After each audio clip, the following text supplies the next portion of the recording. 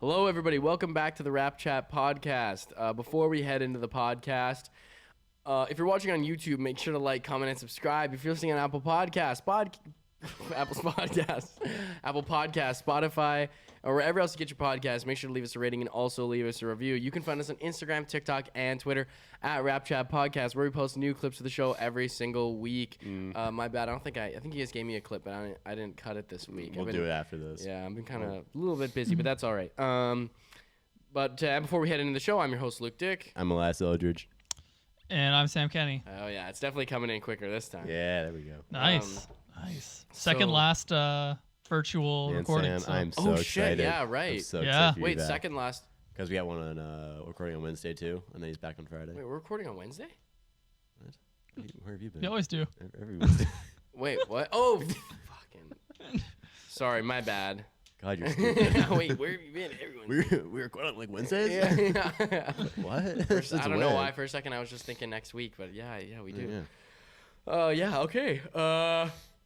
So today on the schedule, what have we got? I'll be recapping the Mavs game.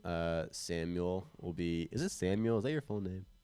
Yeah, it's my full name. Yeah. Cool. Okay, so Samuel over here is going to be doing the Wizards game, and then we're going to be giving our All-Star selections for 2022. Are you guys doing East and West? East and West. Okay. Bench and starters. Alrighty. The whole shebang. The only part I care about how is a certain guard from the East. Sorry, Sam. You go ahead. That's the only reason I'm doing this, is just to give praise to one player. Darius Garland. I don't care about the rest of the. I don't care about the rest of this All Stars. Like Elias can pick them. How close are the actual rosters to being made? I looked it up. week? I think starters are being announced this week on Thursday, and then the bench is always a week after. All So, right. Yeah. Okay. Well, Nice. All right. Sounds good. So yeah, I guess we can just head right into it. If Elias, you had the Bucks game. Sorry, my bad. You had the Mavericks game. Yep. Yes. That's the one I had. Yeah. Yep. The Dallas Mavericks game, we facing off against Luka in Dallas. Just Texas. before we start talking about this, it is unbelievable. Yeah, but before we get into anything, it is just, I don't understand why. Maybe you guys can shed some light on this. Are you But about to talk about reffing? that's exactly what I'm about to talk about, dude. I don't understand. Like, what is the deal with the refs and Luka? Because dude, like this is the worst move he has. He'll do like a step. We were just talking about this. He'll do like a step through at the top of the key and bump shoulders with somebody, and he'll get the call every 100% of the time. Yeah. Like. I don't understand. What is the refs like? Why do they? What is their obsession with Luka Doncic? I don't understand why they give him all these calls. Like it's clear and it's obvious. Like Yeah. it is extremely obvious. And I'm not even talking as a Raptors fan. I'm just speaking as like a basketball fan. Like I'm like, dude, what? Like you're not gonna call that foul against us from who was it? Was it Grayson Allen or something like that? With the elbow to the face on Precious. You're not gonna call that a flagrant, but you're gonna call that a fucking or even the foul on Scottie. Like you're not even gonna call that a flagrant, but yet you're gonna call like barely a bump on Luka Doncic like a foul. Like what do you? They treat him like he's a god, dude. Yeah, like, it's so annoying. I don't understand. It's like, when did he earn all this respect? Like, I'm sorry, like he has the same respect as LeBron. LeBron's been in the league 17 years now? Is Luka's third 19. year? 19 years. Wow. Jesus Christ, dude. And Luka Doncic has been playing for 3 years. This is fourth year. I Fourth think. year. Yeah. It's stupid, but yeah, I had so many like reffing notes that I just had to cut Really? some down because I was like, God, I don't want to talk about it too much. But like it's such a big deal against Luka. It's like, no, that's what I'm saying. Like what? Like where do you guys think this and comes from? What is this? Well, it's also different with like Giannis too, because Giannis actually just so strong and he'll get those fouls. But Luka doesn't really do much special to get those fouls. No, he doesn't. He just drives. And Luka's not small either, so it's not like he's like falling down or yeah, like literally he'll knocked go around, in, he'll but- miss a layup, and they'll just call a foul. And like Pascal does that, he missed. That's it. And that's it. But right. anyway, but I've just, do you guys have any like indication or clue as to why this happens, or is it just a weird no phenomenon? idea. Luka's like probably one of the most skilled players ever, to be honest. Just as a basketball player, so like maybe they give him a lot of leeway, but they shouldn't. So Yeah, like I don't understand this. Like why? I don't know. Like how It's pretty ridiculous. It's annoying to watch. It dude. ruins the game of basketball. It truly ruins the game of basketball when you watch shit like that. I just don't understand. I wonder if I wrote this part down, but I remember there was one part where they called a real. Oh, it was in this game. They called a travel on Pascal in the backcourt, and he was bringing the ball up because he took like 3 steps before he dribbled. Yeah. Everybody does that. Yeah. If Luka did that, bro. but if Luka did that at that same moment, they would have called anything. But literally, Pascal got the ball and like grabbed it, took 2 steps or 3 steps before he dribbled. Yeah. It's like casually, like everybody does that. He's like, knows no defense. He just bring the ball up, and they called it travel. Yeah, dude, that was whack. And then there's also a carry call. There's a carry call this game too. OG. On OG, and was it OG? I think it was OG. Yeah, right here. Yeah. And never on Luka. they wouldn't think to call a carry on Luka, but they call it an OG, and it's like, come on, dude. Yeah, man. There's always a carry. So anyway. We'll probably get more into it as we go on through here, but let's get into this. First thing on the agenda. So we started the game off not bad. It was pretty back and forth. Our offense was pretty solid. But something that I noticed right away was Scottie's defense on Luka was. I know it was good. I mean, really? the defense on Luka was good this game. It's just Luka. Oh, I'm sorry. I'm thinking of Justin Champagnie. He was not playing very good defense on Luka. No, he wasn't. I can't really blame him though. But Scottie on Luka wasn't bad. But a lot of it. Scottie's help defense was really good this game. Also, he was stepping in a lot at the right time, which is again just. More praise to him as a rookie having that defensive IQ is really good. Another thing I noticed in the first quarter is Fred just playing kind of weird. This game, I mean, he had an off game and it's okay because he's Fred VanVleet and it's his first one like ever. Dude, I honestly think he's just like tired. Dog tired. I think he's tired, man. So. All of his misses are so short. Yeah. Like, and he's airballing stuff. After every game, Nick Nurse is getting asked about it, and you can see after the Dallas game, he was asked about it, and he got like pissed off at the. He was like, "Why am I seeing so much negativity right now?" And it's like, I mean, on one end, none of the players are complaining about it, so it's like it's tough, but also you're playing Fred 43 minutes a game right now. It's like, dude, you gotta get some. Well, and see, that's the thing is like. That's where I would have, if we were going in this direction, I would have expected more playing time from like Malachi as our backup point guard, who's like that Fred sort of type shape, right? Yeah. Like, because I saw someone in the comments that was like, why wouldn't you want to just play Fred 30 some odd minutes a game and then Malachi give him a consistent 6-7 minutes, like, or even just like 12, like 12 minutes, like just a quarter spread across the game. Like, yeah. I know the whole Malachi situation stuff. Did you see the whole thing with his dad? I did see that. Yeah, I did see that. Man, he's gonna get traded. That's too bad. But he's gone. He's gone for sure. He's gone. We're not gonna get anything for him though, which sucks. But whatever. I hope he balls out wherever he goes though. Another thing, we'll talk about it more in the Wizards game probably. But this game, Scottie had a ridiculous hook shot over Kristaps Porzingis. Yeah, that's a 7'3" man, and it was casual too. He it just was like casual. went up. But it's like.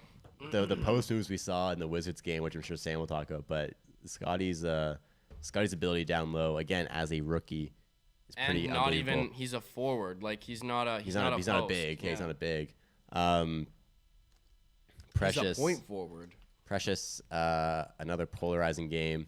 To be honest though, I feel like I've been seeing incrementally better things from Precious. Yeah, like, but his hands are still so bad. In the Washington game, they weren't horrible. No, but this Dallas game, his hands. There was Fred gave him an easy. They had like a 2-on-1 break. Fred gave him an easy lob. Like anybody would have caught it, and it just like bounced off his hands. It's like, dude, like you can't. You're an athletic big. Like those are opportunities you got to take advantage of. And I think he's got to sit in the gym for an hour a day. Just catching basketballs. Yeah. I'm not even joking. He's got to get an assistant coach, just keep passing him basketballs, and like catching lobs, catching passes down low, being heavily guarded. Like. Yeah, because I mean he's not going to be the passer in most cases. He's going to be the catcher, right? So you got to be able to catch basketballs for sure. And can I add one thing about Precious? I think I don't know if it was the Dallas game or the Miami game, but Amy Audibert brought it up that like a lot of the layups that he does miss are like kind of the baseline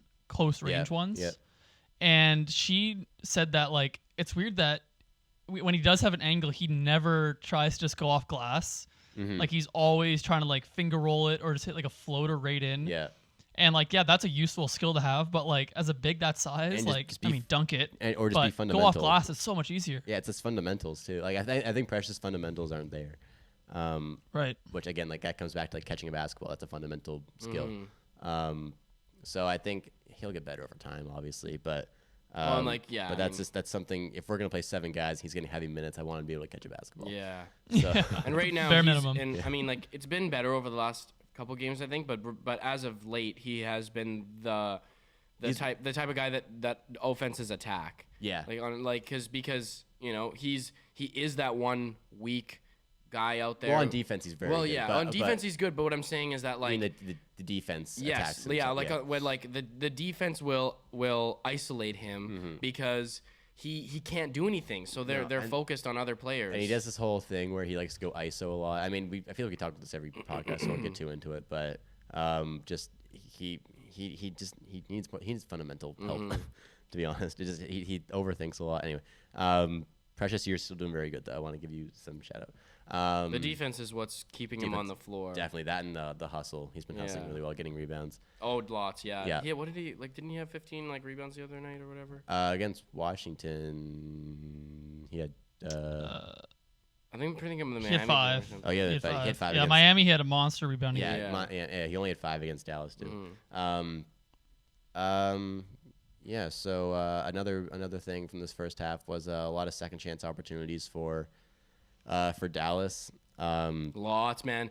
One thing I definitely noticed was we were outsized a lot. Dallas is a big team. The size differential showed for sure. Yeah, I mean they're starting Kristaps Porzingis and Maxi Kleber, who are both Kristaps 7'3", and I think Maxi's pushing 7 feet. And Luka's tall.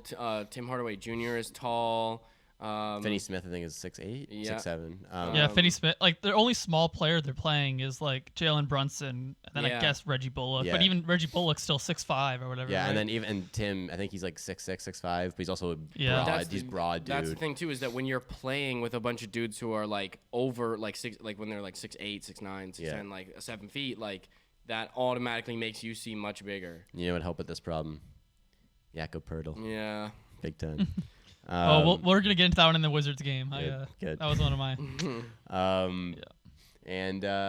So another thing with second chance opportunities, there's too many points in the paint allowed this first half, and it's a weird team to do that against too, because Dallas is a 3-point shooting team. They don't really have a big that goes down low like that. Like Kristaps plays on the perimeter, Kleber plays on the perimeter, but we're just letting guys get inside a lot of the game.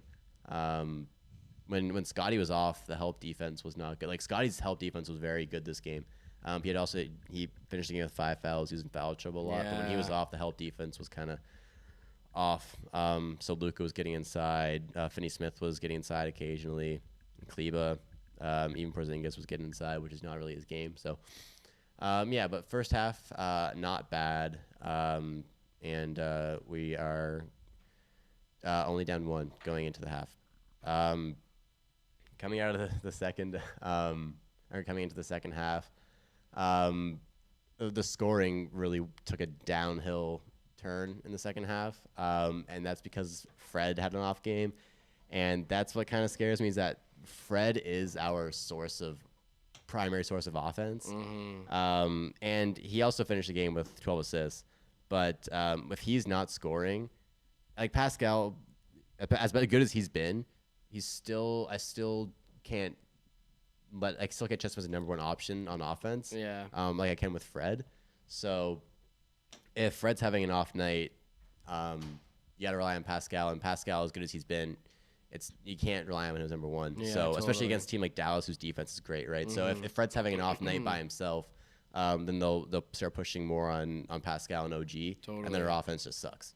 Right. And we were already talking about, like, we've had conversations about this on the podcast too. Like, really, our main offensive threats are they're literally just 3 guys: OG, Fred, and Pascal. That's it. Like, that's the threat we have on offense. We really can't trust anybody, to be honest, to shoot us a corner 3. And then when you have Fred going 4 for 20 that game, then you're only down to 2 guys, right? And then what Fred does is he maximizes, especially Pascal, because that 2-man game works so well when both of them are going, and especially when Fred's 3-point shot is going, because then that opens up even more for Pascal to create and score. Yeah, because they're pushing up Fred. So when Fred's on an off game, No, go ahead, Sam. Yeah, I would say when Fred has an off game, it's not like just Fred's having a tough shooting night. It's like he's one of our only sources of spacing, so it's everyone is affected by it. Yeah. It's not Fred's fault. Everyone is allowed to have a bad shooting game, but on this team, it's less. It's pretty detrimental. Yeah, it's not like I'm not blaming Fred for anything. If he has an off game, I'm okay with that. He's been so great, but just when he does, it just caused a lot of other problems that need to be addressed. Totally. I gotta say though, I'm not I think we can all sit here and say, I don't think we're all big fans of Fred playing 40 minutes per game, but it is pretty remarkable how he is playing 40-some-odd minutes per game and not injured yet. And, and also, knock on wood, but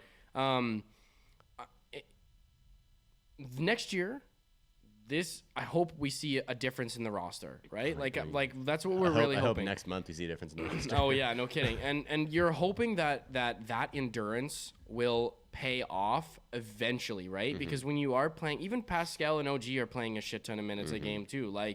And OG's just kind of got back, right? And when you're having all these guys play all these minutes, you're hoping that later down the road, if we do get some more assets, guys who can help carry the load, that the pressure will be alleviated from Fred and OG and Pascal, and then they can maybe play some less minutes, but those minutes they'll be fresh, for all of it, right? Because they're so used to playing so long and so hard, right? Yeah, it's the whole thing's tough, dude. This Dallas game, Pascal 43.5 minutes, OG 43 minutes, Fred 41.5 minutes. It's like those guys, you can't expect them to do this every night if you're going to play them that much, man. And they're practicing too. And then you see the struggles late in game because of that. Exactly. I was going to these guys are exhausted. Yeah, and then you can't blame them for it either, right? It's to be they're honest, humans. You know how hard it is to play that many minutes in an NBA game? You're going up and down the entire time. Yeah. And not to mention you're training in between, right? Yeah. So. Well, and at least I feel personally in our first halves, we have been taking them lightly. I feel like we've been focusing more on defense in our first halves than we have on our offense, because we know that if we grind on defense in the first half, that means that we can keep the game close just because we're getting stops and not necessarily because we're scoring all the time. And then we can focus the second half of the game on really trying to put on the offensive and defensive end. Yeah. But it's you ideally, you don't want to take off a half at all. You know what I mean? But that's just the vibe I've been getting why is it that some of our best games have been we've just had the crappiest first halves, and the second halves we come and win it? Is because it feels like we're taking off the first half because we're trying to preserve our legs, right? We're focusing more on defense, more on getting stops, and then on the offensive end in the first halves, we're more so focusing on trying to just move the ball and score off of the chances and opportunities that we get. Look at going with this game. As much as our offense was struggling in the second half, our defensive intensity was very good. Honestly, our defense was pretty good most of the game. Yeah, it was. We held Dallas to 102 points. We just lost to a superstar. Simply put. Luka, the defense on Luka, Precious played a lot, and Scottie played a lot of defense on Luka this game, and they both did great. I thought.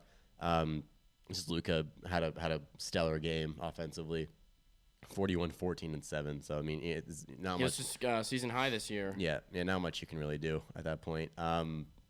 We get to the fourth quarter. So the fourth quarter, this game got really chippy in the fourth quarter. It's actually crazy. I put up 41 points. Damn. Yeah, with 7 assists and 14 rebounds. Pascal, I want to talk about for a second.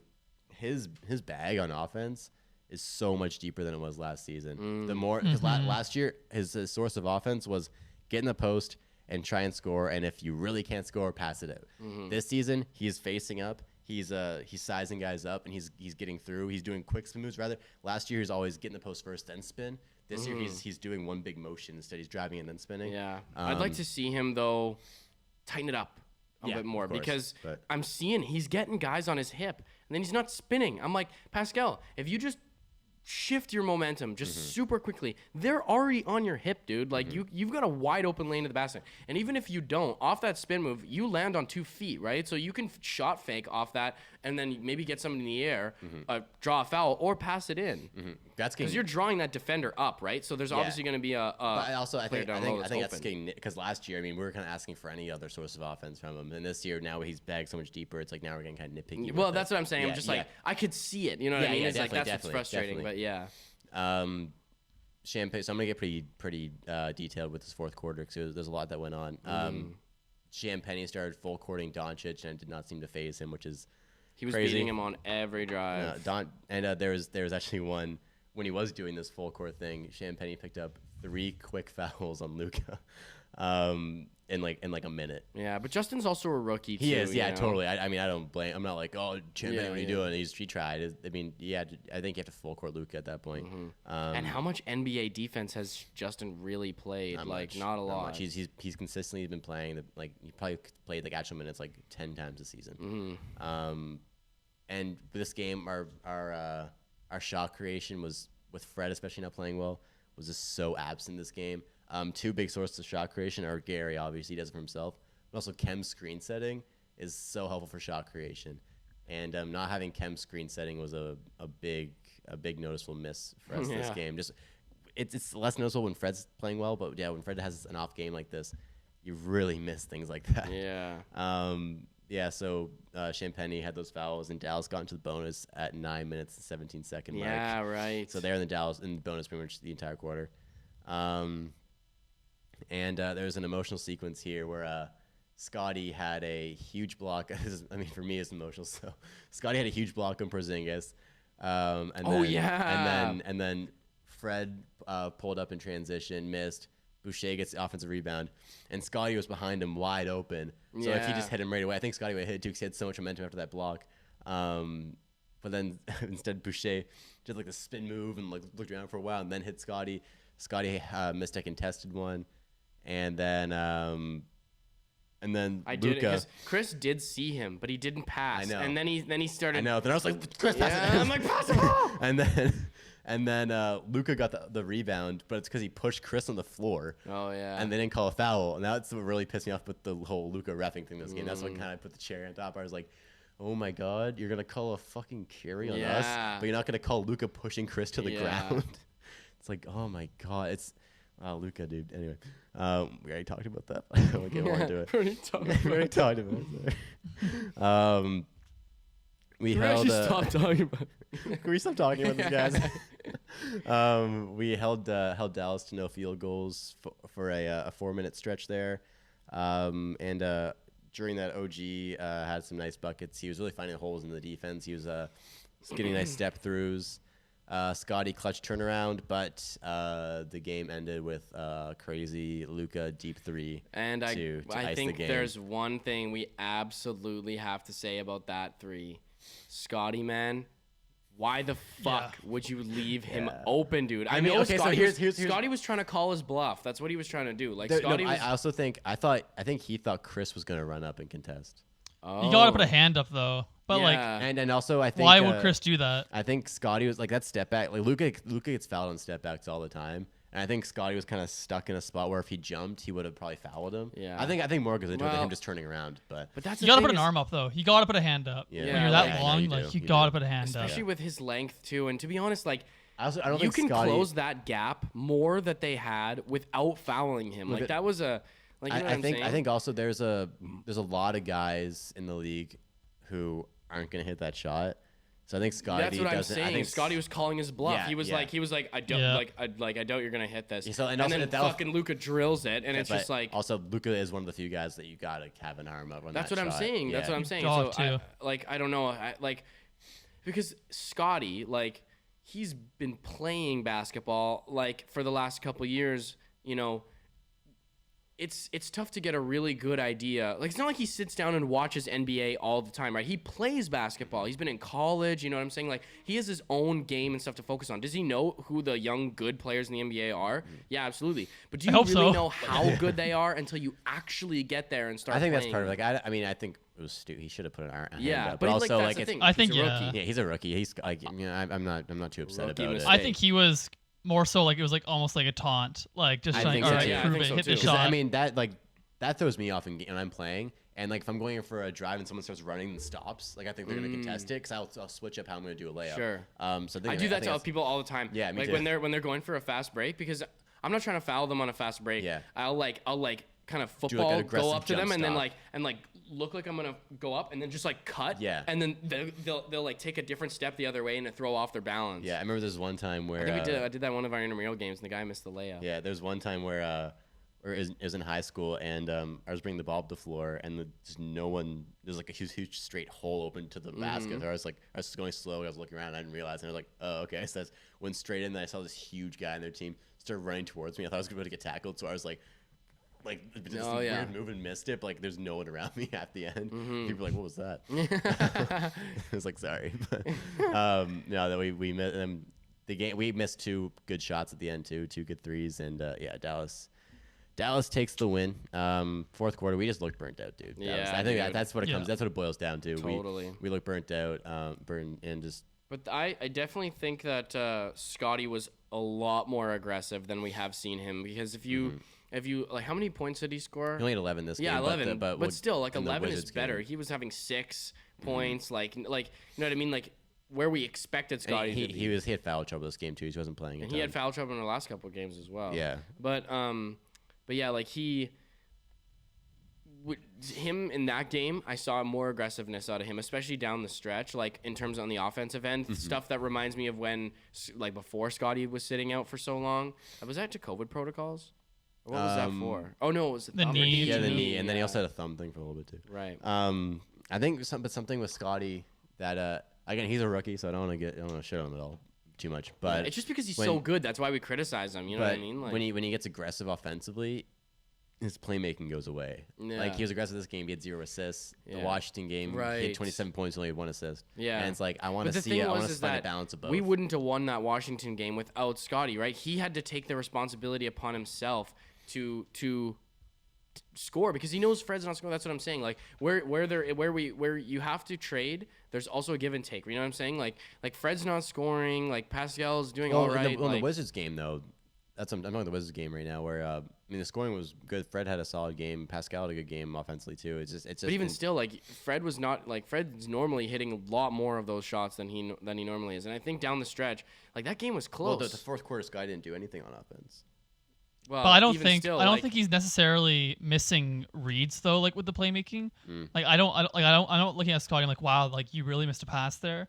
I just think it's kind of like just role based. Like Pascal's being the playmaker right now, and Fred. Yeah, I guess. But I just kind of in a game like the Wizards, he was kind of hunting mismatches and scoring. Like I don't want him to pass if he has Corey Kispert on him. No, you're right. No, know? you're definitely right. But also, I think I would like to see him kind of be able to find the best of both worlds. We've seen him. We've seen him do that. You know, we've seen him put not up a ton, not both. Like 50. He said like 15 points and 8 assists, 9 assists. Like we've seen him have those types of games. Like, not really. Yeah, we have, bro. Like definitely before. assists. Like what? Not 8 assists. His career high this year was like 7 assists. Well, okay, but even and that was like.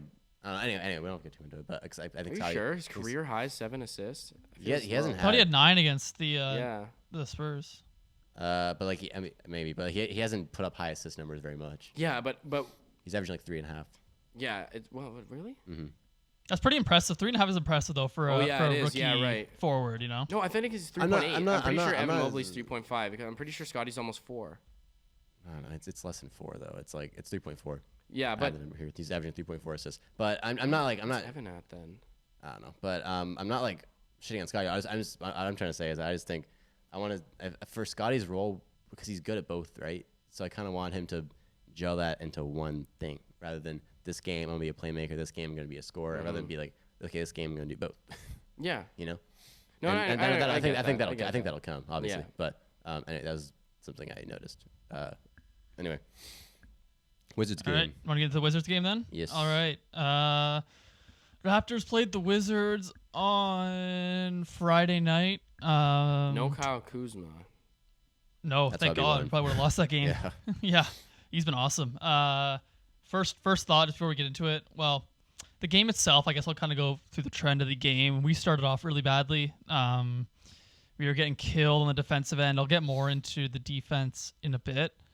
And the reason that it could have been a lot worse if the Wizards were actually like hitting more of their shots.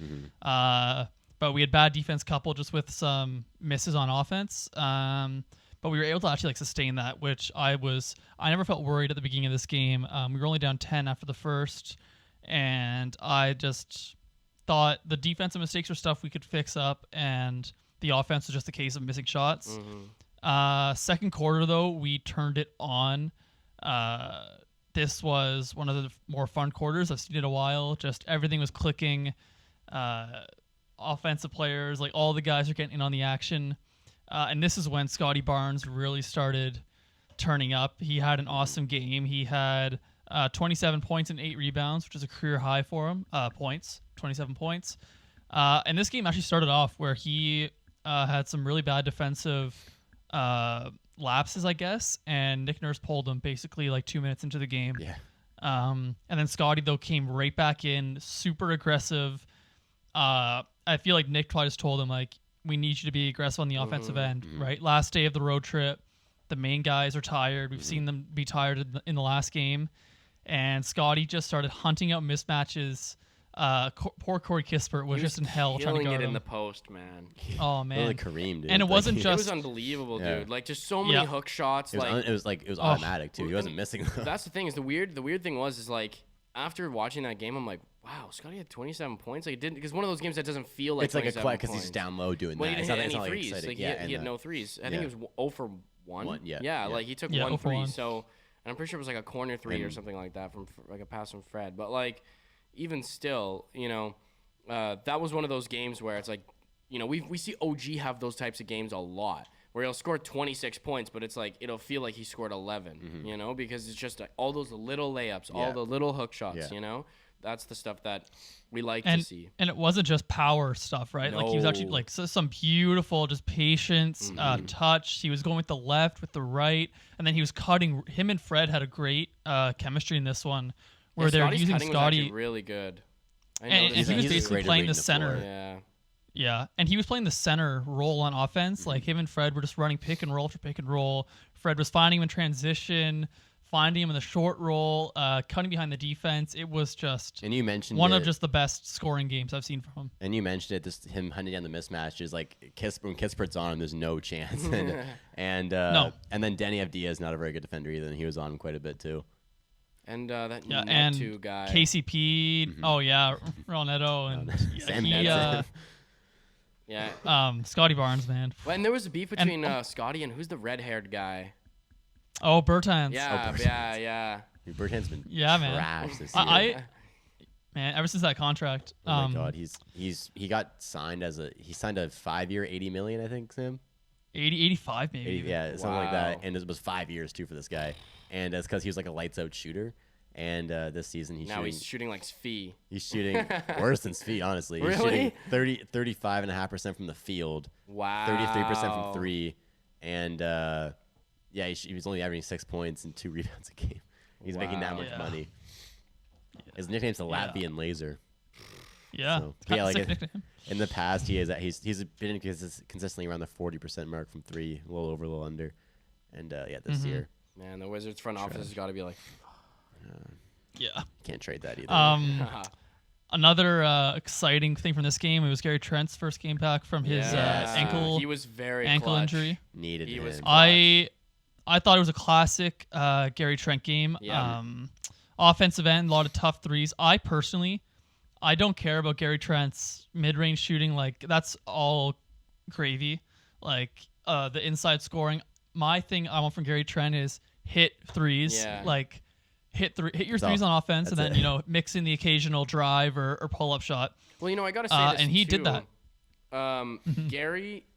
Gary is very good at getting himself open. So a lot of the shots that he's taking, even though he's missing, when he steps back or does a sidestep, there is a large gap for him to be able to shoot. Like, he's very good at creating his own shot. So that is honestly, like, at least at this point in his career, I'm glad to see that. So now when I see him, I don't have to worry about him being able to create his own shot. Now it's just a matter of them actually falling in. That's something we've been missing without him too, is that shot creation that he can do. Totally. Like, it's nice. It stretches the floor. And at the end of the shot clock, just having a guy we can give it to, and like he can consistently get off a step back and it's three. Not Fred. And he can consistently get off like a step back three, and it's like a good chance it's going to go in. Totally. So, yeah. Like, he hit a couple clutch shots for us this game. Oh, yeah. And he's one of those guys right when the offense bogs down, he can just create something out of nothing. Sometimes it's going to look really bad. He had a couple air balls, but sometimes it'll look awesome. And he's defensively too, so it's like defensively, his on-ball defense and his pressure was awesome. Yeah, it was good. I don't know how he doesn't get more fouls called on him, because he is so aggressive on the ball. Like the other night he only had one foul. He forced 2 backcourt violations. He had a steal on Bradley Beal. There was one stretch there where the was crazy because Bradley beat him off the dribble, and Gary poked the ball away. Yeah. I was like almost dumbfounded. I was like, God damn. I'm sure you'll talk about Sam, but there was like one stretch there where we forced like 4 straight turnovers by the Wizards. So I think it's something like the third quarter. Something Gary was a big part of that. Yeah. On the off-ball side of the defensive end, pretty bad. That's kind of been a theme for him for a while. I mean, I'm not going to be hard on him. It was his first game back, but that was kind of what I wanted to talk about in our defense in general. We had Gary let 3 backdoor cuts go for layups. Scottie had a couple miscues where guys backdoor cut him, and I think that's where you really miss having an inside paint presence on the defensive end, because if nothing else, they're there to clean up mistakes. And right now, if we do have lapses or mistakes, it's an open layup and it's a dunk every single time. The Wizards were killing us in the paint to start this one. We came back in the points in the paint battle later on, but Daniel Gafford for the Wizards hardly played tonight, and I would take him in a heartbeat. So, another and they need a backup point guard, dude. Malachi Flynn for Daniel Gafford. Let's do it. God, steal the century. Nick Nurse, as we alluded to in the last episode, last game, is kind of been getting grilled by the media for his rotations. In this one, in the first half, he played 9 players. In the second half, he went back to his 7-man rotation. Yuta and Justin Champagny played a combination of less than 8 minutes this game. See, this is where I get confused. We get a guy back, so why are we still only playing 7 guys? Like, play Champagny some more. You've only played 2 minutes this game. To Nick's credit, I didn't even realize those 2 were out there. I think what I did hear Nick say, though, was that those are main 7 guys. Yeah. So if we in the playoffs, you have to have that endurance. And I think that's what he was talking about, was that these games right now, it's like mid-season, like the Raptors, and especially at this point, we're not trying to win a championship this year. Like, we can't. So what, like, strategically thinking, I think, and it's maybe high risk, high reward, but what I heard him talking about was that, if you can run your guys and they can gain and build up that endurance during the playoffs, they won't be phased, right? They're not going to be tired. Because in the playoffs, rotations always switch down to 7-8 guys, primary guys. So definitely a good point. But also, I wish he could just not do it. I know. There's still a lot of basketball before the playoffs start. It's like what good's the playoffs if all your star players have dead by that time. Lower body injuries? Yeah, exactly. Yeah, their knees are broken. But I understand where he's coming from, because we are worse when those bench guys are on the court. For sure. We're a better team playing 7 guys for the majority of the game. It's just how sustainable is that? Right, yeah. Yeah. Like, what are you sacrificing? That's what I'm saying, high risk, high reward. How long is it before even Fred gets a sprained ankle, but a sprained ankle when you're playing 40 minutes a game can turn into an almost fracture, right? Yeah, and then losing Fred, we're in such a like where we're standing in the standings right now, where we are. We gotta keep winning games to stay relevant. If Fred's out, we're gonna lose games. Yeah, totally. Simply put. Yep. So, the whole thing's tough. Second half, this was really a game. Like, so every quarter, the team who won the quarter won it by at least 10 points. And I think a big factor of that was our creating of turnovers in the first and the fourth quarters, which we lost by a combined 20 points. We only created 4 turnovers, but in the third and the second quarter, we created a combination, I think, of 13 turnovers. Wow. Yeah, so second half, like we won that third quarter 36-23. A lot of the same stuff as the second quarter, going to Scottie down low, and then a super active defense, getting out and running. Fourth quarter, though, Bradley Beal really heated up. He had 13. He was splashing from 3 too. Yeah, contested, and very contested. And Montrezl Harrell was super active inside for them. He had one little run there where he got the crowd hyped. Yeah, and the Wizards defense really keyed in, and once again the guys got tired. But there was 3 plays I'm actually going to highlight that I really thought were big in that fourth quarter. 2 of them were from Pascal Siakam, who had another just quiet, professional, great all-star level kind of game, right? 21, 7, 4, just did his role. Game. He saw that Scottie was rolling. Pascal just filled in when he needed him to. And in the fourth quarter, he hit 2 pull-up mid-rangers when the Wizards were making runs that I thought really kind of stopped the bleeding for a bit. Another big play was late in the game. OG had a big putback on the offensive rebound. Scottie missed a fadeaway. OG crashed, got the layup, and that kind of sealed the game, made it a 2-possession game. I thought that's what I loved. This was Scottie's show this game, but the 3 supporting guys in this one of OG, Pascal, and Fred. OG's defense on Bradley Beal late was absolutely amazing. Totally locked him up. Brad was cooking for that first half of the fourth. OG kind of stopped it, which is pretty impressive for to have a guy like that who can just, when he wants to, totally shut a player off. And then Fred VanVleet's playmaking in this one was just spectacular, finding Scottie. He found Pascal a few times. Just a great way with a guy who, once again, not the best shooting night. He looked tired. He hit a big 3 when he needed him to. Freddie threes. Yeah. He's got those signature shots, that are just they're 2 feet behind the arc, and he's just just launches and he moves into them and everything. And he launch into it, and then he'll hit it, and it's I think teams now can really expect Fred to hit at least 2 of those a game. Yeah, I'm just at this point I'm just yep. Yeah, it's honestly so weird to see. It's one of the weirdest things I've ever seen. I used to get really hyped. I'm like, oh my god, that's crazy. Now I'm just okay, there we go. There we go. Maybe there it is. Yep. Yeah. There's the one for this game. Yeah. And I want to also this game. Go ahead. I want to reiterate this whole Scottie thing. I said, because I think Scottie has been obviously amazing. I think he's a runner-up for Rookie of the Year right now. If he keeps playing bad, but I do think if he wants to be runner-up for the Rookie of the Year, you are right. He needs to balance out the stat sheet. It's not even the stats that I was more concerned about. It's just I find I just really want, because I think there's so much potential for him to be able to do both. Yeah, and he has shown that he can do both. Right. I don't want to say that he can't do both. Right. But just as a rookie, I think you see a lot of either high-scoring games or more playmaking, high rebounding and stuff like that too, or just more playmaking-oriented games where it's I really think there could be an opportunity for him to do both. Also, he's not really getting a role to do it, so I want to. That's the other thing too. Yeah, I want to address what I said more, just reiterate what I meant by that. Because Scottie can be put out there, I don't know. I think ideally you'd want Scottie, Kem. Maybe I don't even know if Fred I could trust Scottie on the floor without Fred. You know what I'm saying? Because for that playmaking, but then also he has the ability to score. Scottie OG. I think what Scottie can consistently do is read the game extremely well. Yes, totally. I guess I kind of want to take back this a little bit because it's tough with his role to be able to do both.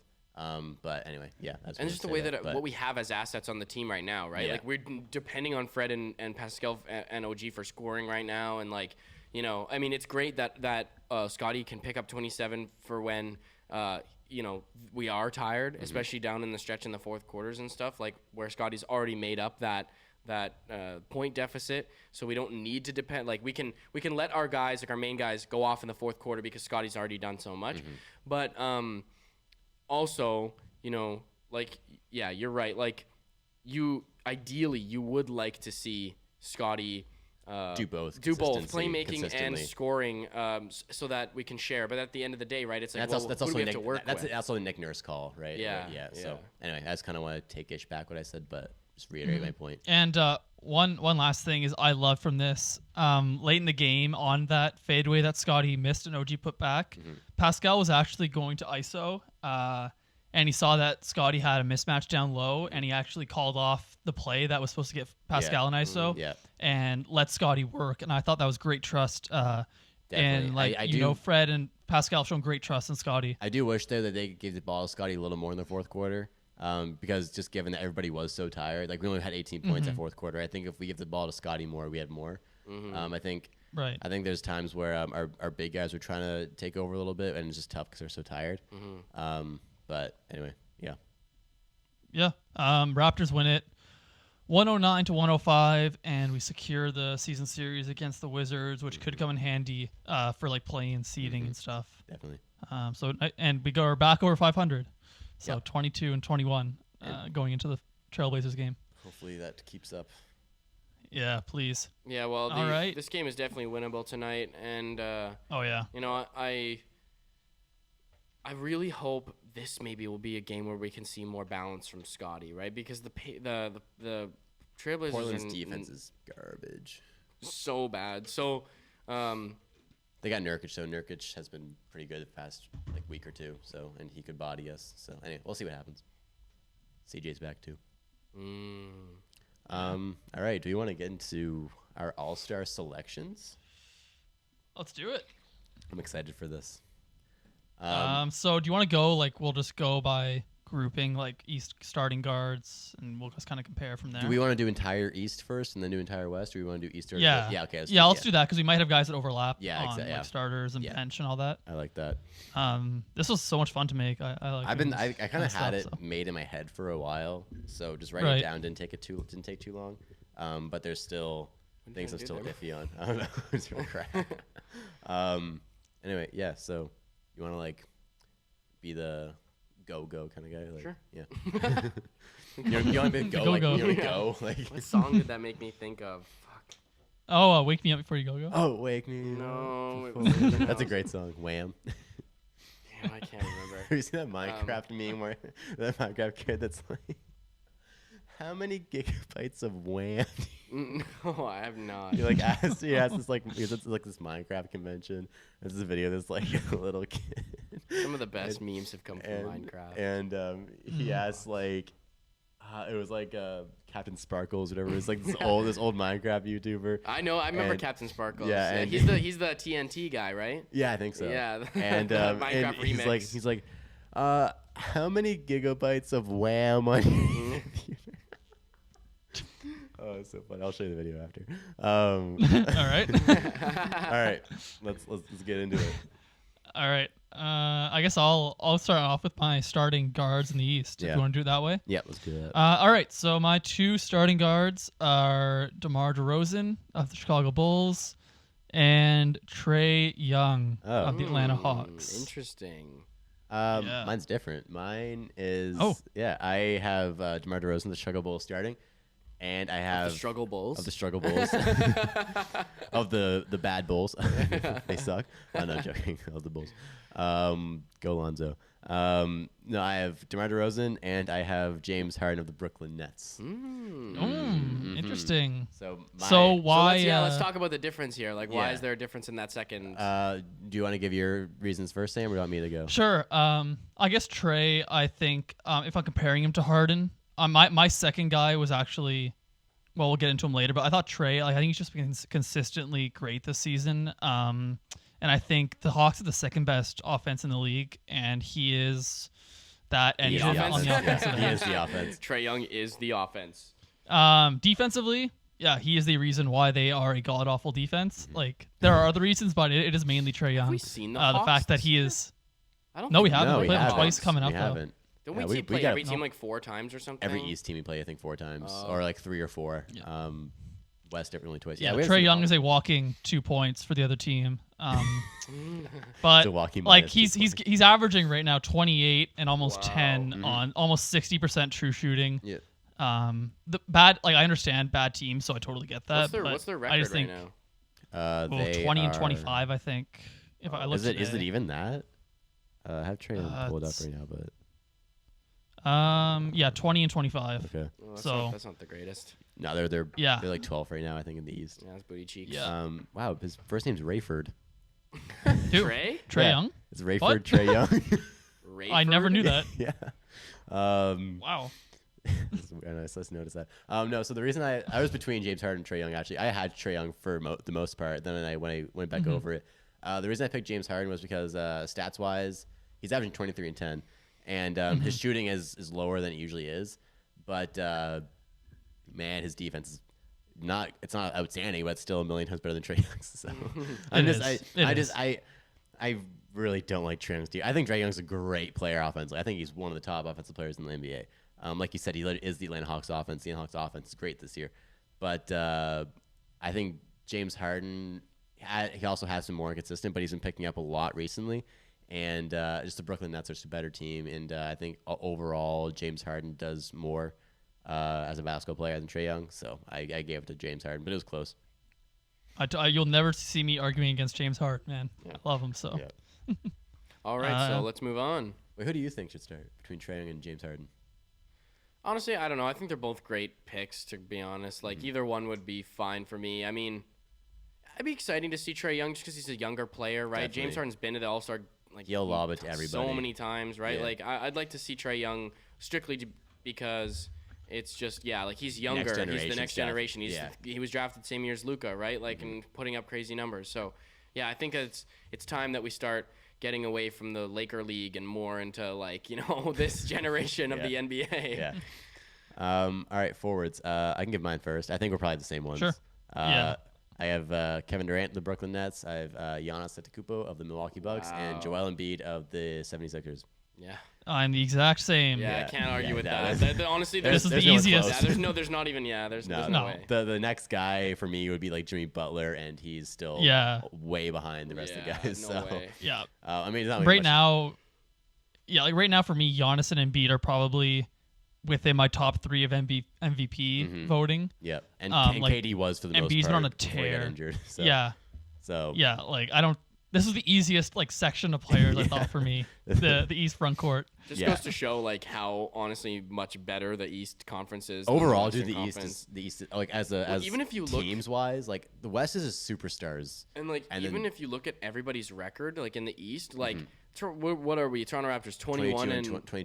22 and 21. The best team is not even at 30 games, I don't think. So like, you know what I mean? Like you look at the game differentials between the teams that are in the Eastern Conference, and it's like, like is 22 and what did you say? 22 and 21 really that different from like 23 and 20? We would be the 6th seed in the West right now. That's what I'm saying. Like our conference is so close in terms of all of our records, and that's why it's hard because we are harsh on the Raptors, but we play Eastern Conference teams like again a lot more than we play the Western Conference teams.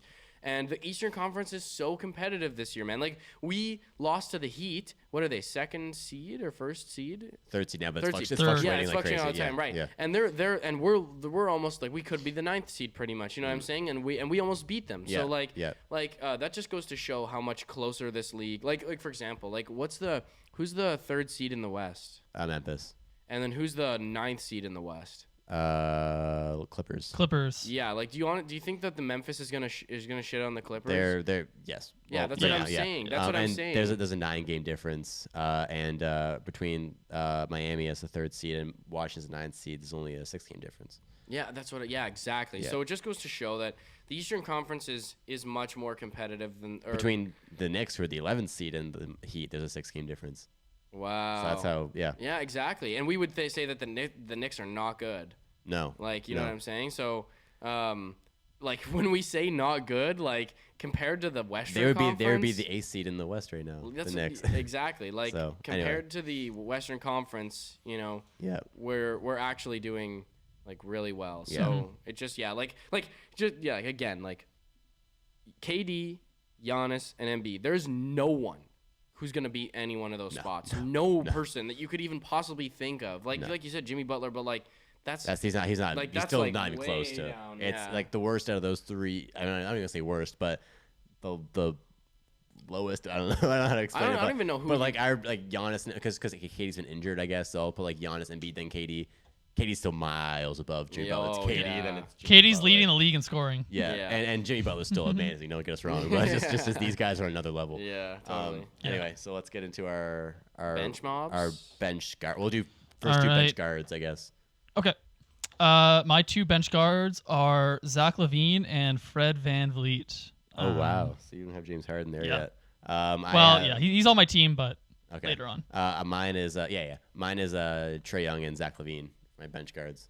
Not much conversation needed there, right? No, this is I feel like I don't know. It's tough. I feel like it's not a ton of conversation about some of these guys. It's certified. I mean, Trae Young, Zach LaVine are all stars. Like Fred and LaVine, like for you, they're all stars. Certified. Yeah. I think the more conversation will come from like the wild card guys, which I'm excited to talk about. right. Anyway, my East forwards are Jimmy Butler, Jason Tatum, and Jarrett Allen. First time All-Star for Jarrett Allen. Wait, is Fred on your list? He'll get there. He'll be. Yes, he is. Oh, But I'm like, in the Bro, what? no, actually, I don't. Okay. He's We have one not been good. He difference. hasn't been good Okay, this so year. say those again. I have a Jimmy Butler, Jason Tatum, and then first time All-Star Jarrett Allen. Interesting. Okay. We have one difference then. I've got Jimmy Butler, I've got Jared Allen, and then I have Pascal Siakam over Wow. Jason Tatum. Interesting. Wow. Okay, so what? Because I thought about that too. Okay, Yeah, give me your wild cards also. Let's hear the wild cards Okay, too. my 2 wild cards are James Harden and Darius Garland. Okay, so you don't have Jason Tatum as an All-Star. No. Okay, No. my wild cards are Fred VanVleet and Darius Garland. Okay. So our only difference is Pascal and Tatum here for how Ashley made it. here's my thing with that. I think Pascal has been an All-Star this year, and I think if he was in the West, he'd be a certified All-Star. Yeah. Actually, maybe it's anyway. And I hope he gets like a replacement or something. But also, it's tough giving the Raptors 2 All-Stars. I'm kind of big on that. Because Boston and the Raptors are record-wise pretty similar. And I mean, Jason Tatum's putting up like 25 and 8 this year. Like, I mean, I can't not. And as bad as Boston's been, as much I hate Boston Celtics as just a roster. I think Jason Tatum, 25 and 8 rebounds. Like he's an All-Star for me this year. And I just think, as far as individual play goes, he's probably outshined Pascal a little bit overall. And don't get me wrong, I think Pascal is an All-Star level player.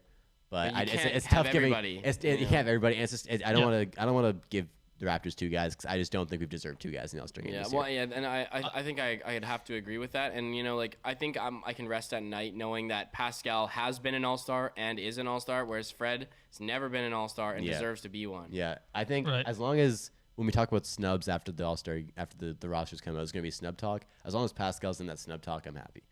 That's where I'm happy. I guess this is where we differ then, because I don't care as much about record or how many All-Stars a team gets. I care like if you're leading your team to wins, obviously I care about that. But like I'm not gonna fault really a guy for being a great player on a bad team. Sure. But in Tatum and Pascal's case, I think Tatum has been a better scorer. Pascal has been much more efficient, and then the defense and the playmaking we know are better. Yeah, it's just here. My whole thing with it is, if we have 2 All-Stars, well, Boston has none, Washington has none, Charlotte has none, Philly only has 1, Milwaukee has 1. It's like, why do we deserve 2? That's kind of my whole rationale with that whole thing. Right, because then you could say like, couldn't Chris Middleton be an All-Star? Exactly. Right. And their thing is they've been winning games more, right? So those 2 guys have won more games. They have 30 wins. We have 22. So that was like I almost. Didn't Chris Middleton score 37 points the other night? I think so. He's been picking it up lately. He had a tough start of the season, but he's been better recently. Yeah, like I mean, anytime that we've faced them, I think Chris has been pretty solid. Like I think we've talked about how you could pretty much put Chris Middleton on like any team in the NBA and he'd be an asset. Oh, yeah, he had 34 last night, 34. and then 34 a few games ago, also 27. Yeah, Chris was close to mine. Yeah, me too. So if you want to you did 2 injury replacements then, just yeah, just in case. Okay, so I'm guessing Pascal's. He's not my injury replacement either. Oh, okay. Because again, I want to talk a little more. Like I said it already. Right. I don't think we deserve 2 guys. I'm sorry. I think before we get 2 guys, other teams should get 1 guy. You're sorry. I'm sorry, but I think other teams should get 1 guy before we get 2. Yeah. So I think Charlotte, if we get 2, Charlotte should have 1. So I have LaMelo Ball as a replacement. Okay. And same thing with Washington. I have Bradley Beal as an All-Star as a replacement. Oh, so as totally a potential replacement. Right. These are replacements because there's probably going to be some injury replacements and COVID replacements. So we picked 2 for each conference. Right. I didn't even think about COVID. Yeah. It's been my but yeah. Well, everyone's my been injury through that health and replacements. safety. Yeah. My injury replacements are Jason Tatum and I have Drew Holiday as my 2 injury replacements. Holiday, he has missed time, but I think when he's played, he's been just elite. Like his defense, he'd be on one of my all defense teams right now. Yeah. And offensively, he's giving you 18 and 7. So I wish it was him or LaMelo. I wish the All-Star game did 15-man rosters. I don't know why they do 12. Like, might as well give more guys recognition. Like NBA roster, 15-man plus the 2 two-ways. Right. So it's like, why not just give more guys credit? Because more guys deserve credit. Like a lot of guys deserve to be All-Stars. But at the end of the day, like it's an All-Star game. It's like not really super competitive and like it is, but also isn't. It's like an entertainment thing. Like just more for giving guys more credit, I guess. It's true, but then it's like you're having them on an All-Star team and they'll just not touch the floor. Or maybe, like you know what I'm saying? Like what's the point in having guys who don't touch the floor in an All-Star game? I'm saying that the game, it doesn't even matter. I'm saying about the East, but the West, there's not 15 guys who deserve to be All-Stars in the West. So. Yeah, there we go. There we go. There's another point to say that just the East is better than the West. Should we? Do you guys think we should get rid of conferences for All-Stars and just have? I guess 24. I think should we have 24 All-Stars? Period. Because we don't even play East versus West. So why do we pick from the East and the West? I'm totally. I think we got to you. get rid of this whole conference thing and just have 24 All-Stars. Period. Yep. And no positions. No positions. The 24 best NBA players this season. There's no positions aren't even a thing in the NBA anymore. Really. Like. Just quit being so technical. Yeah, I totally agree, man. I think it should be the 24 best NBA players. Yeah, are the All-Stars. I don't have too much more to say, but just just before we move on to the West, I want to give my shout out to the 2 Cavs. We both had them. The Cavaliers are, I think, 9 games over 500?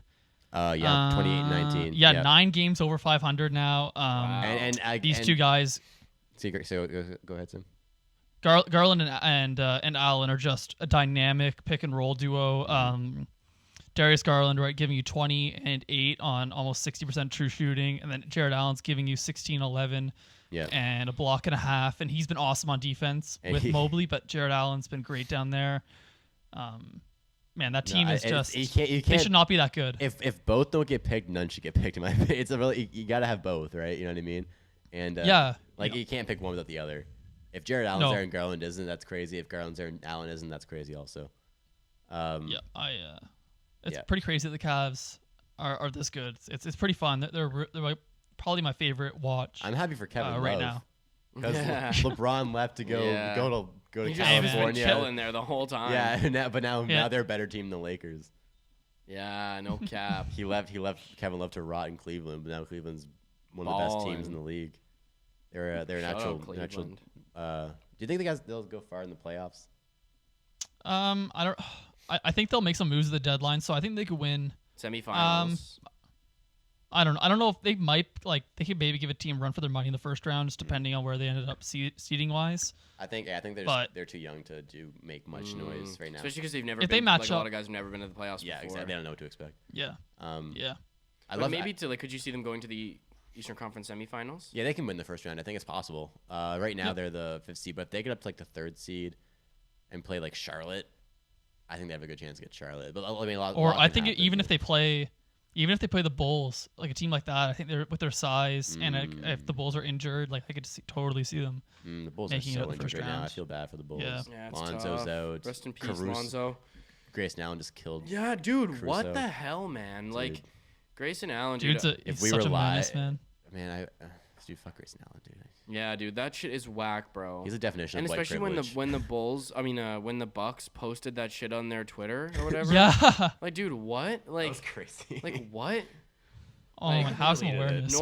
Normally I like the Bucks. Maybe they didn't really fully realize the extent of the injury. I don't think they did because they that was before it was announced that it was he had surgery. That's fucked up, But man. man, no, Grayson Allen is the definition of white privilege, dude. Like, get Grayson Allen out of the NBA, man. The Please, dude's just a dude. dangerous no, player. he's like, just a dick. Yeah. Anyway, all right. let's we get to getting the to West. the, Yeah. All right, do you want to start us off this time? Yeah, I'm interested to hear yours starting because my two guards in the West, Steph Curry, obviously, from the Warriors, and Ja Morant from the Memphis Grizzlies. Same Totally. here. Yeah. Same, man. Do you have a tough time? Oh yeah. With the guard? Yeah. Not really, honestly. I think Morant's really separated himself from the other four Yeah, okay, I think so. Also. that I was considering. There's people talking about Ja for MVP. I And know. I'm like, And dude, honestly, Yeah. honestly, he should man, be in there, dude. He's been fire all season, bro. And Yeah. the Wizard or the Grizzlies have the third best record in the NBA right now. yeah. Behind John Morant. Yeah. They're Like that's they're such a fun crazy. team to watch too, man. Like John Morant is such a fun player to Dude, watch. and I Every think single Last year, game man, he's gonna the do something Grizzlies crazy. Fucking, They're mid. They were mid as hell. They were super mid. John Morant is a leader for most improved also. And like, and Yeah. I think Taylor Jenkins is gonna win Coach of the Year. Well, I think that was who was it? Yeah. Was it Chuck? He was talking about like, oh, people are talking about MIP, but Yeah. you just be MVP, bro. Yeah. Like, and I'm like, to be honest, man, like, who else would he be going against? Because I mean, there's like Giannis. that's what I'm saying. But Giannis, their record is not like. If you're going by record, like I mean, But it's more than no just one like record. Chris Paul, like, Devin Booker won't win it. Curry probably won't win it this year at this point. yeah, definitely not. I like man, Ja Like, Ja and- deserves some. Real Personally, talk I'd about have I'd have Jokic and Giannis, Fair but enough. it. also Giannis is my MVP right now. And also, Yeah. honestly, like, I don't know, like, what kind of take this would be, but even LeBron, like, you know what I mean? Like, their record sucks. The Lakers are shit, but LeBron is still LeBron's- disgustingly dominant. I In saw- His numbers are 19th insane. year in the NBA, I that's thi- just what's so crazy. I think it was they compared KD and LeBron to themselves back in like 2010, 2011 season or something. Okay. When they're both leading the league in scoring, and they're still both leading the league in scoring. Yeah, that's what I mean. 10 years like, later, like that's ridiculous. Yeah, but then I don't want to go back on what I just said, and because Giannis, the Bucks aren't doing the greatest, right? And like, it's like, but Giannis is still balling out. But it's like they're doing better than the Lakers. Yeah, the, and the that's the Bucks are thing. still they're 30-19. yeah. And the Lakers are 23-23, and Frank Vogel's on the hot seat. Damn. Which is Unfortunate. like, I feel bad for Frank yeah, I Vogel. feel bad for him, dude. Like, it's like, scapegoat for the front office. Yeah, Like they the front office has ruined that team. no, and LeBron, LeBron bro. low-key. like, Yeah, He's like, yo, bring in Legit. Trevor Ariza. It's like, what? Yo, give me Wayne Ellington. yeah. That's my guy. It's like, shut up. What are you doing? And Russell's Um, been strong. And I love that like Lonzo, Brandon Ingram, Julius Randle, like all these guys used to be on the Lakers like balling out. Yeah, now. yeah. It's like really shows. D'Lo, D'Lo, another one. Kuzma. I've always liked Kuzma. D'Angelo Russell. I've always liked And then him. even Montrezl Harrell had a really good year with the Clippers. Was not good last year. Now he's really good again with the Wizards. It's like, It's the Lakers LeBron curse. effect. Sad. I feel like the Lakers feel like they can win a championship based on the fact that the team is called the Lakers. You know what I mean? Like, it's like we are the Los Angeles. Like, I'm Yeah, like, dude, I feel like they think that they have to work. They can work less than other teams. yeah, they're totally. called the Lakers. Yeah, Yeah, I and think just you're the totally Lakers right. have such a legacy, like Magic Johnson, Kobe Bryant. Like they've just got this big legacy. But it's like, dude, if you suck, you suck. It doesn't matter what fucking Simple as team that. you play for. Yeah, the reason those guys won is because they were like the best in the league. Yeah. And they worked like Kobe worked his fucking ass yeah. off for everything. And like I feel like LeBron's been really good this season as an individual player. Yeah. But then guys like Anthony Davis, it's like, Yeah. oh, I'm in the Lakers, I'll win a championship again. It's, Yeah, like, right. it's not like that, dude. And like, look at where that team has gone since they've won the bubble championship. It's just like worse and worse. Barely made the playoffs last year. Yeah. Barely in it this year. Anyway, let's get to our Front court? our West front court. Yeah. Go ahead, Sam. All right, my front court for the West is Nikola Jokic, LeBron, and then the last spot. I think there's a lot of ways you can go here, but I went with Draymond Green. Okay. Mm. This was kind of tough for me. So I have LeBron and Jokic, and then my third spot, he's injured right now. But just from what we've gotten from so far, I gave it to Paul George. Okay, interesting. Yeah, I think because he's played 24 games. In those 24 games, he's been unreal. It sucks he's injured because I think he's had a really good year, but- I didn't put him on my team because of Okay, the yeah. injury. I didn't know. Yeah. I didn't know if I should or not, but I just I gave it to him because he's had a great year. So I think I think Right. if they're gonna like announce them, it'd be cool if they announced Paul George as the starter, then they replaced him. Yep. But yeah, no, I mean, again, not much conversation there. I think everything both we said are legitimate. Draymond's been a defensive monster, and we've seen recently he's been out from the Warriors, and the Warriors have been like 4-7 since he's been out. Yeah. So Yeah. And he really makes that offense run too. Yeah, he does. I'm really obviously, excited Curry's the main guy, but it's. But like, is he though? Is the question. Yeah, It's like, what is he without Draymond? Yeah. Like, what is the team without Draymond? I'm really excited to see Draymond with Clay and see how much difference that'll make. Yeah, for sure. Well, even Clay's talked about it. Like, he said how important Draymond is in terms of getting them open and knowing what to do. And he, like, Clay, I think I heard Clay say on like a interview or some clip or something. He was like, I wouldn't be making the shots that I get without Draymond. I think Steph will also give him so much credit for like Steph wouldn't be as successful as he is without Draymond. Totally. Realistically. All right, want to get your bench guard? It's just sad Sam? that Draymond doesn't get that respect. I know. Like, cause like he's the definition of it's not on the stat sheet. Oh yeah, no, he like legit like Yeah. everything he does doesn't get written down. All right, Sam, your guards for the West. Backup All guards. right. Realistically, like there are 4. I've got 4 guards on the rest of my roster Me too, here. me too. You can put them in any order you want. Just say I them went all. by Just say them personal all. preference. All right, I've got Devin Booker, Chris Paul, Luka, and Donovan Mitchell. Yeah, the exact same 4. I had as my bench 2. I had CP and Devin Booker. Same. Yeah. Okay. And then Luka and Donovan. I guess you can make an argument for Dame because of what he did, but like he's just not there. Luka's been picking it up lately, No. so I think that's pretty obvious. I think the West was so easy for me, to be honest with you, to pick the guys. There's a set 12 guys that deserve to be there, and that's it. Not much debate here. Our And one of forwards them's are really going to be a injured. little different. I guess because Our forwards are going to be a little different because you're So your forwards are My forwards are Draymond Green, Warriors, Karl-Anthony Towns from Minnesota, and Rudy Gobert from Utah.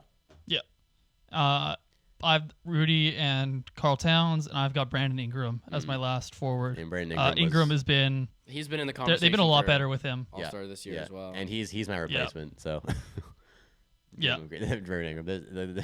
The West sucks, dude. I'm sorry. So who are your so top heavy. injury replacements? I put replacements? Dame in there, and even though he's injured, and I put Brandon Ingram because I didn't know who else to pick, so I put Dame in there. The real question. So I've got. Oh, hold on. I'm surprised you didn't go with this guy. Okay, I'm surprised you didn't. I went with DeJounte Murray and Jaren Jackson Jr. I thought about both of those actually. I put Dame because same thing as the reason I put Paul George because even though they're injured, Dame did start picking up before he got injured and stuff like that. Yeah. And just I can't say overall, I can't say that DeJounte has had a better season than Damian Lillard. So I just put Dame. But I guess I could have put DeJounte would have been my third guy. DeJounte Murray. And Jaren, this was hard, the second spot for me, but actually, Jaren's been awesome defensively. Yeah, I'm gonna switch that to DeJounte Murray because these are injury replacements and Dame's injured, so I'm gonna make it DeJounte Murray. I guess that makes more sense. So my two replacements are Ingram and Murray, but Jaren Jackson definitely wouldn't be upset if he got in there.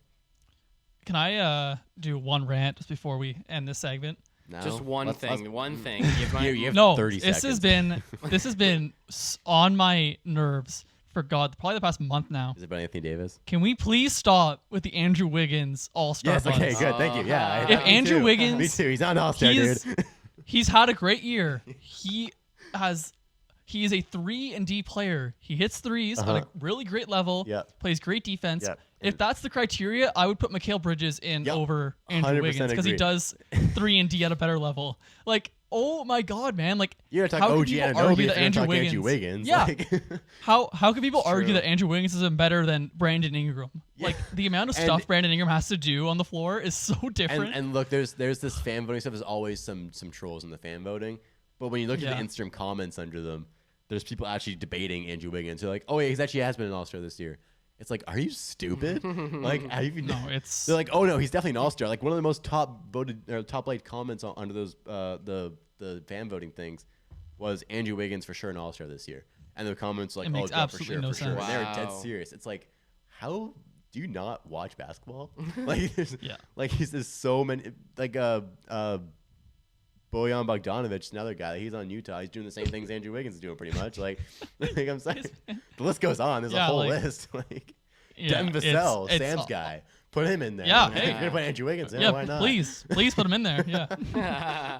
Sam would go straight Like to I would Cleveland. put. There's so many guys I would put in over Andrew Wiggins. Like Harrison he's had a really Barnes. great year. I put Harrison for Barnes a in role over player. Wiggins.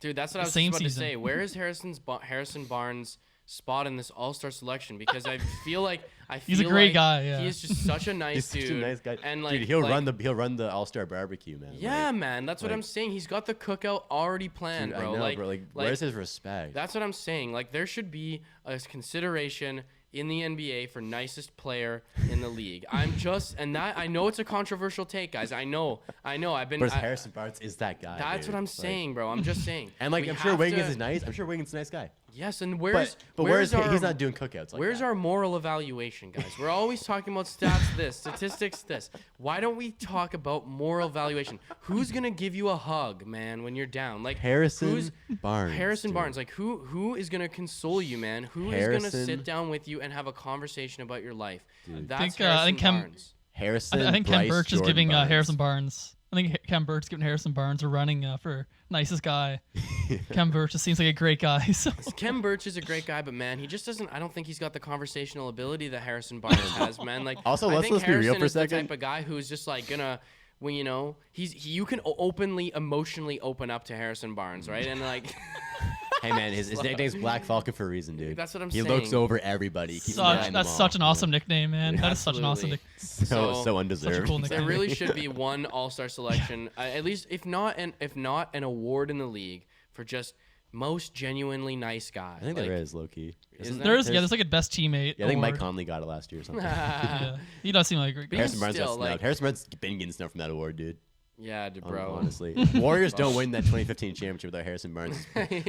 Motivation. Weekly cookouts. Yeah. The team bonding that he created. Exactly. On the real though, Harrison Barnes had a really good season, and I would put him in over Andrew Wiggins. So. Hey man, yeah, that's just one thing I want to get off my chest. Like Wiggins, great year, but not an All-Star, not even close. Yeah, also, shout out Andrew Wiggins, dude. You've had a great year, but you are not an All-Star. I'm sorry. No. Not in my book. All right. Okay, that wraps it up, for for the last thing. Want to look ahead? Today? Yeah. Looking ahead. So we got the Portland game tonight. Yep. I hope that's an easier game because Portland's defense is very bad. But they just got CJ back. Nurkic's been pretty good. Anthony Simons has been very good lately. Yeah. Looking like he can be a replacement if they trade Dame or CJ, which I think they should do ASAP, please. Yeah. You guys are so bad, this team. And then we play Charlotte on Tuesday. That's a big game, man. That's a huge game. Big stretch coming up. A lot of Eastern Conference rivals. Yeah, Charlotte's at home. Are we playing them at home? Yeah. That's at home. Yep. Charlotte's been really good lately down the stretch too. I think they've been like the Memphis of the East recently. They've been I guess the Dallas have been doing really good too. Also the Dallas of the East. They were like they're like 7-1 in the last 8 or something.